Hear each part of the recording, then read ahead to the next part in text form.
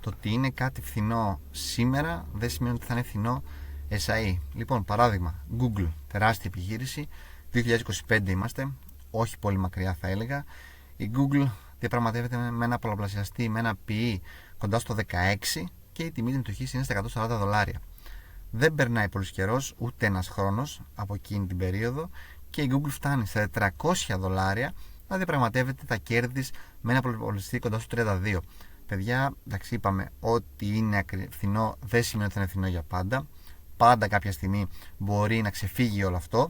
Και αντίστοιχα, παιδιά, δεν είναι μόνο το φθηνό που γίνεται ακριβό και το ανάποδο. Έχουμε την Salesforce, μια εταιρεία που την έχω στο χαρτοφυλάκιό μου, η οποία, παιδιά, το 2024 ήταν ιδιαίτερα αγαπητή στην αγορά, στη Wall Street.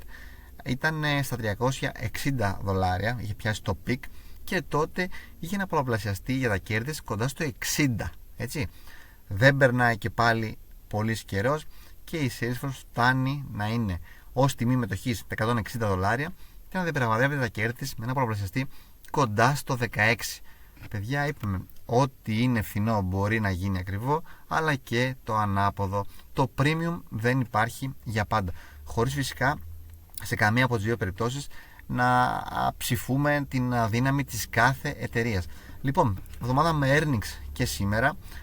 Έχουμε Πέμπτη και βλέπουμε ότι είναι πολλές εταιρείες στον χώρο που μας ενδιαφέρουν οι περισσότερες. Έχουμε πολύ quantum computing μέσα. Βλέπουμε την D-Wave με ticker QBTS, αλλά και την Rigetti στο After Close με ticker RGTI. Ξέρω πολλοί από εσάς θα τις δείτε. Εγώ θα δω και την Energy Fuels με τα 4U ως ticker και φυσικά θα δω Airbnb, που μου αρέσει πάρα πολύ αυτή η growth εταιρεία που έχει μείνει ιδιαίτερα στάσιμη, είναι η αλήθεια, αν και κάπως δικαιολογημένα, αλλά και την DraftKings, που όσοι ασχολείστε με στοίχημα, με καζίνο, γενικότερα με τζόγο, θα την ξέρετε και νομίζω έχει και αυτή πολλά και ωραία νομεράκια να μας δείξει. Από εκεί πέρα Παρασκευή ταξιδεύουμε και βλέπουμε την Όκλο και τη Βίστρα που κλέβουν τις εντυπώσεις και κάποιοι λίγοι πιο μερακλείδες ίσως να δείξετε μια ματιά και στην Under Armour και τη Wendy's. Λοιπόν, σήμερα τι έχουμε? Σήμερα έχουμε τρεις πολύ φθηνές ή αν θέλετε υποτιμημένες μετοχές. Θα τις δούμε και τις τρεις. Έχουν τεράστια έγκλη όλες τους. Εγώ φυσικά θα δώσω βαρύτητα στην τρίτη επιλογή που την έχω στο χαρτοφυλάκιό μου και μου αρέσει πάρα πολύ και θα δούμε και options μαζί της, πώς θα βγάλουμε εισόδημα από αυτή, αλλά και πώς θα καταφέρουμε να μπούμε με λιγότερα χρήματα σε αυτή. Λοιπόν, πριν ξεκινήσουμε, μην ξεχνάς να αφήνεις ένα like, ειδικά αν σου αρέσει το περιεχόμενο που βλέπεις στο κανάλι, και πάμε γρήγορα να δούμε την πρώτη επιλογή. Πρώτη επιλογή λοιπόν έχουμε την Netflix, η οποία, παιδιά, τον τελευταίο έναν χρόνο είναι μείον 37%. Ήταν πάνω από τα $120 και πλέον είναι στα $70, παιδιά. Μεγάλη η πτώση που έχει βιώσει η Netflix. Η αλήθεια είναι ότι η βάση αποτίμησης είναι σε αρκετά ελκυστικές τιμές, 23 πολλαπλασιαστή τους τελευταίους 12 μήνες, και για το 2027 με βάση τα τωρινά της πεπραγμένα αλλά και τις εκτιμήσεις των αναλυτών εκτιμάται, παιδιά, ότι θα διαπραγματεύεται με ένα πικ στο 19, ιδιαίτερα φθηνό. Τώρα, οι αναλυτές τι μας δείχνουν? Μας δείχνουν ότι γενικά έχουν αρκετά αισιόδοξη στάση προς την Netflix. Είναι σήμερα στα $70 και θεωρούν ότι για τους επόμενους 12 μήνες αυτό θα είναι το πάτωμα, δεν πάει πιο κάτω. Νομίζω ότι θα συμφωνήσω, είμαστε σε πολύ πολύ χαμηλές τιμές. Εγώ στην Netflix μπήκα με μια τιμή κοντά στα $77, οπότε θέλω ακόμα λίγο για να πάω στο even, και από εκεί πέρα έχουν μια μέση τιμή τα $94, που αυτό για να έρθει θέλει 28% άνοδο στην τιμή μετοχής. Οπότε δεν σας λέω για το high, για το υψηλό σημείο που έχουν δώσει οι αναλυτές, αλλά για το μέσο όρο θέλουμε 28% απόδοση. Νομίζω είναι μια πολύ πολύ καλή απόδοση αν την καταφέρουμε και την πιάσουμε γύρω από την Netflix. Μια Netflix, παιδιά, που μου αρέσει πάρα πολύ γιατί είναι μια παγκόσμια εταιρεία. Είναι ένας από τους λόγους που μου έκαναν να την αγοράσω. Γενικότερα είναι μια πλατφόρμα που είναι σε κάθε νοικοκυριό, θεωρώ, εδώ που έχουμε φτάσει. Σκεφτείτε ότι η ανάπτυξη που έχει γεωγραφικά είναι με διψήφια ποσοστά. Εντάξει, ξέραμε πολύ καλά ότι η Αμερική, Καναδά και Ευρώπη τρέχει, μεγαλώνει με 11 με 15% αντίστοιχα, αλλά, παιδιά, η ταχεία ανάπτυξη έρχεται από την Ασία. Εκεί βλέπουμε ότι μεγαλώνει με 21%.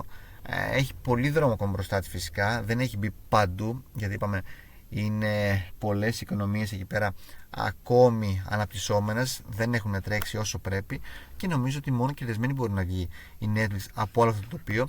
Επίσης έχει ένα management το οποίο κρίνει ότι η τιμή της μετοχής είναι σε χαμηλά σημεία, γι' αυτό και έχει προβεί σε μεγάλη αγορά δικών της μετοχών, 4,7 δισεκατομμύρια δολάρια λοιπόν τον τελευταίο τρίμηνο που έκλεισε για την Netflix.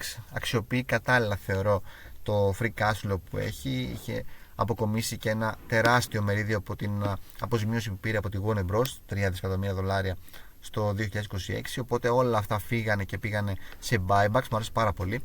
Αλλά παιδιά, μην ξεχνάμε ότι δεν είναι μόνο το κομμάτι της αποτίμησης με βάση το PE. Μπορούμε να αποτιμήσουμε και μια εταιρεία με βάση τα κέρδη pro forma, παιδιά. Εδώ βλέπουμε ότι η Netflix σε ένα γράφημα δεκαετίας, όπου είναι πολύ κοντά στο ελάχιστο, παιδιά. Σε τέτοια αντίστοιχα σημεία είχε ξαναβρεθεί, αν θυμάστε, το 2021, τότε που είχε κάνει μια τεράστια πτώση, μια βίαιη πτώση η Netflix μέσα σε μόλις λίγες εβδομάδες. Πλέον βρίσκεται ξανά σε αυτά τα σημεία βάσει αποτίμησης και νομίζω ότι δεν πρέπει να χαθεί αυτή η ευκαιρία. Δεύτερη επιλογή, άλλη μια αρκετά δημοφιλής μετοχή, τόσο σε εμάς εδώ στο κανάλι όσο και παγκοσμίως, νομίζω, είναι η Meta, η οποία το τελευταίο χρόνο είναι στο μείον 22%. Βάσει αποτίμησης αυτή την περίοδο βρίσκουμε κοντά στο 21 πολλαπλασιαστή, αλλά και για το 2027 εξακολουθεί να είναι φθηνή, έχοντας ένα PE κοντά στο 17, παιδιά. Νομίζω ότι η Meta είναι, δεν θα το έλεγα το μεγαλύτερο λάθος της Wall Street, ίσως η μεγαλύτερη ευκαιρία για όλους εμάς που θέλουμε να βγάλουμε κέρδη μέσα από μια αξιόπιστη και ασφαλή επένδυση. Νομίζω όλοι οι επενδυτές αυτό εκεί καταλήγουν, αυτό να θέλουν. Νομίζω η Meta μπορεί να το προσφέρει αυτό. Οι αναλυτές είναι και εδώ πέρα ιδιαίτερα αισιόδοξοι. Θεωρούν ότι τουλάχιστον για το επόμενο 12 μήνο το πάτωμα της Meta το έχουμε πιάσει ήδη, τα $580, οπότε μόνο πάνω μπορεί να πάμε. Και για το μέσο όρο, για να καλύψουμε λοιπόν το μέσο όρο των αναλυτών, θέλουμε ένα συν 28%, παιδιά. Έχουν μέσο όρο για τη Meta $760 και υψηλή τιμή τα $1.000, παιδιά. Μια εξαιρετική εταιρεία σε πάρα πολύ καλές τιμές για άλλη μια περίοδο, για άλλη μια φορά. Μια Meta η οποία είναι από τους ηγέτες στο κομμάτι των διαφημίσεων, από εκεί παίρνει τα περισσότερα από τα έσοδά της. Ακολουθεί κατά πόδας την Google, η οποία έχει μια μηχανή αναζήτησης η οποία συνεχώς κόβει χρήμα και φέρνει τεράστια έσοδα στην Google. Αλλά παιδιά, η Meta είναι πιο ψηλά από την εξίσου υπέροχη Amazon, με το Prime, με τους συνδρομητές που έχει καταφέρει να φέρει στην πλατφόρμα της, αλλά και από το YouTube. Παιδιά, είπαμε, είναι μια πολύ δυνατή εταιρεία, αξίζει να μπει τουλάχιστον σε μια watch list, γιατί θα παρουσιάσει ξανά τέτοιες καλές ευκαιρίες για entry. Το μόνο που ανησυχεί, παιδιά, τους αναλυτές και την αγορά γενικότερα είναι ότι δεν μειώνει καθόλου το ρυθμό που κάνει το CAPEX, που ξοδεύει, παιδιά, που επενδύει πάνω στην ίδια την εταιρεία. Έχει ξοδέψει το πρώτο μισό το 2026 κοντά στα $50 δισεκατομμύρια και εκτιμάται ότι για το επόμενο μισό θα ξοδέψει περίπου $90 δισεκατομμύρια και πλέον. Οπότε πάνω σε αυτό πάτησαν γενικότερα η αγορά και έριξε τη τιμή της μετοχής στα τάρταρα. Ένα αυτό, και ένα ότι έπεσε το EPS με βάση τουλάχιστον τα αναμενόμενα κατά $1, γιατί πολύ απλά μέσα σε αυτό το τρίμηνο είχε κάποια μη αναμενόμενα, κάποια έκτακτα έξοδα, όπως νομικά έξοδα με αποζημιώσεις πελατών, αλλά αντίστοιχα και αποζημιώσεις προσωπικού.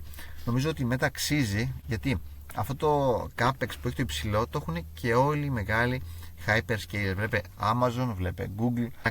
Φυσικά ακολουθεί και η Meta. Η Meta φυσικά δεν έχει δικό της cloud κομμάτι που φέρνει τεράστια έσοδα από την τεχνητή νοημοσύνη.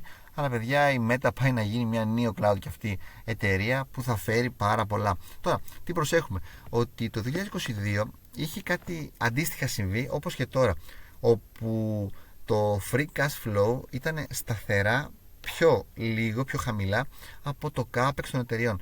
Κάτι αντίστοιχο λοιπόν συμβαίνει και τώρα και νομίζω ότι ίσως μας δίνεται ευκαιρία σε κάποιες από αυτές τις μεγάλες εταιρείες, αυτούς τους μεγάλους hyperscalers, να μπούμε και να δούμε την μετοχή τους να εκτοξεύεται. Παιδιά, τρίτη επιλογή, και όπως σας είπα, είναι μία από τις αγαπημένες μου. Ξέρετε ότι έχω κουράσει πάρα πολλούς. Εξάλλου δεν λέω ψέματα, είναι η αλήθεια, την πιστεύω, την έχω στο πορτοφυλακιό μου, είναι νούμερο 1 θέση. Μου αρέσει πάρα πολύ, χαίρομαι πάρα πολύ που μπήκα νομίζω σε χαμηλές τιμές. Έχω μια μέση τιμή για την Uber κοντά στα $68. Αυτή τη στιγμή διαπραγματεύεται έναν πολλαπλασιαστή κοντά στο 15 και αντίστοιχα χαμηλό εκτιμάται ότι θα είναι και το PE για το 2027. Παιδιά, η Uber, η οποία είναι στο μήνυμα 26% το τελευταίο χρόνο, τη βρίσκαμε κοντά στα $95, πλέον είναι σε χαμηλό κάτω από τα $70.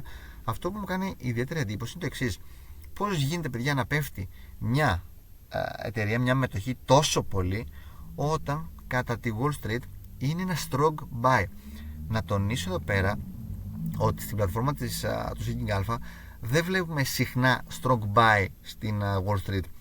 Όταν θα το δείτε αυτό, θα το δείτε σε μετοχές όπως η Amazon σήμερα και η Microsoft, που έχουν τρέξει πάρα πολύ τις τελευταίες ημέρες, και τώρα, παιδιά, το βλέπουμε και στην Uber.